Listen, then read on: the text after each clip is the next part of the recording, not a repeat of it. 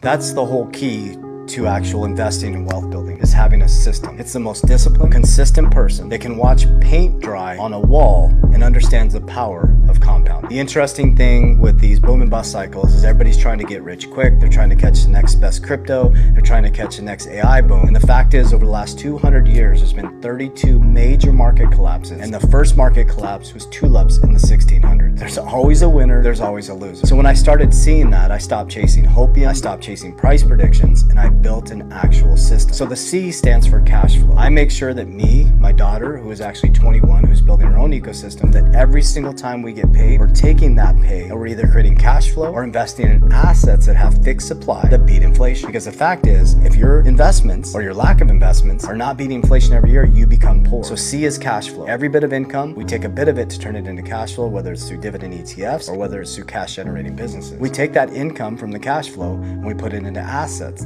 that have fixed supply, that are not inflationary, that are deflationary, opposite of the US dollar, that will grow over time. When we profit in those assets, we take some profits off the table and we move some into protection. Number one, for permanent life insurance, for protection of our principal, and then L in capital DR, which is leverage. We're creating our own family banks for me personally and my children, where they can leverage against their own bank to do what? To buy more assets to create freedom. And then DR is de-risk, de-risk, de-risk. Always de-risking out, knowing that over the last 200 years, there's been 32 major market collapses, and there's always a winner and there's always a loser. It's very important to understand that cash flow is king, not cash. So it's key to understand how to create cash flow with your income, how to invest that cash flow into assets to beat inflation, how to protect some of that wealth, and how to be on the right side of the leverage quadrant, because you're either earning interest or you're paying interest. There's no middle ground.